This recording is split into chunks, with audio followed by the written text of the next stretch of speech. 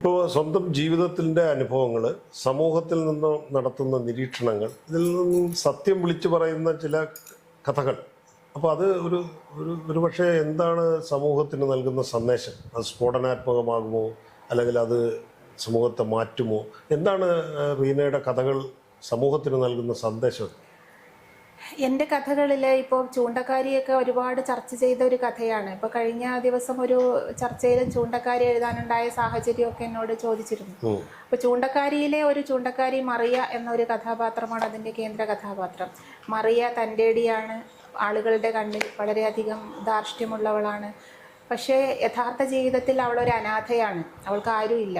അപ്പം ആരുമില്ലാത്ത ഒരവസ്ഥയിൽ അവൾ സ്വയം തീർത്ത ഒരു പ്രതിരോധമാണ് ആ തൻ്റെ ഇടം. ആ പ്രതിരോധം, സ്വയം തീർത്ത പ്രതിരോധത്തിനുള്ളിൽ അവൾ ഒരു ഇളനീർ വെള്ളം പോലെ നൈർമല്യമുള്ള ഒരു സ്ത്രീയുമാണ്. പ്രണയിക്കാൻ ആഗ്രഹിക്കുന്ന, പ്രണയം കൊതിക്കുന്ന ഒരു സ്ത്രീയുമാണ്. ആഗ്രഹിക്കുന്ന രീതിയിൽ അവൾക്ക് പ്രണയം കൊടുക്കുന്നില്ല. അവളെ പ്രണയിക്കുന്ന ഒരു ആൻഡപ്പൻ എന്നൊരു വ്യക്തിയുണ്ട്. അവൻ്റെ കയ്യിൽ നിന്നും അവൾക്ക് യഥാർത്ഥ രീതിയിലുള്ള പ്രണയം കിട്ടുന്നില്ല. പ്രണയം എന്ന് പറയുന്നത് മാനസികമായിട്ടുള്ളൊരു പ്രക്രിയയാണ്, ഒട്ടും ശാരീരികമായ പ്രക്രിയയല്ല പ്രണയം.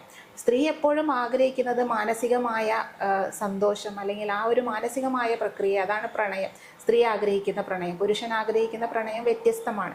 അപ്പം എൻ്റെ കഥകളിലൊക്കെ ഒന്നും ഒരു മാറ്റം വരുത്തിയില്ലെങ്കിൽ പോലും ഒന്ന് ഇരുത്തി ചിന്തിക്കാനുള്ള എന്തെങ്കിലും ഒന്ന് ഇട്ട് കൊടുക്കാൻ ഞാൻ ശ്രമിക്കാറുണ്ട്. അപ്പം എല്ലാ കഥകളും, ഓരോ കഥകളും വായിച്ചു കഴിയുമ്പോൾ മനസ്സിലെവിടെയോ ഒരു കൊളുത്തി വലിക്കൽ അനുഭവപ്പെടുന്നു എന്ന് പലപ്പോഴും പല വായനക്കാരും എന്നോട് പറയാറുണ്ട്. കഥകളെല്ലാം ഇങ്ങനെ എന്തോ ഒരു വിഷമം അത് വായിച്ചിട്ട്, എന്തിനാ ഇങ്ങനെ എഴുതുന്നത് എന്ന് പലപ്പോഴും ചോദിക്കുകയാണ്. അപ്പം ഞാൻ ചിന്തിക്കുമ്പോൾ നമ്മൾ എപ്പോഴും സന്തോഷിക്കാൻ നമുക്ക് ഒരുപാട് കാര്യങ്ങളുണ്ട്. പക്ഷെ ഒരു കഥയും സന്തോഷമുള്ള രീതിയിൽ നമുക്ക് എഴുതാം.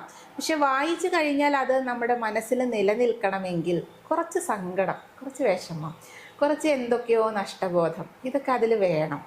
അപ്പം അങ്ങനെയൊക്കെയാണ് എൻ്റെ ഒരു കൺസെപ്റ്റ്. അപ്പോൾ ആ രീതിയിൽ പലരും ആളുകളെ അല്ലെങ്കിൽ സമൂഹത്തെ എൻ്റെ എഴുത്തുകൊണ്ട് മാറ്റാൻ സാധിക്കുമെന്നൊന്നും ഞാൻ ചിന്തിക്കുന്നില്ല.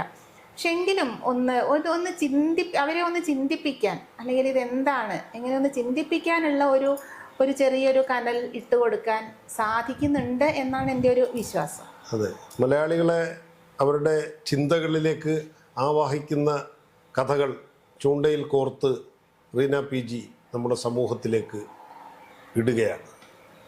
വളരെ വൈവിധ്യമാർന്ന കഥകൾ. അപ്പോൾ അത് ഇനിയും തുടരട്ടെ, നമുക്ക് ആശംസിക്കാം.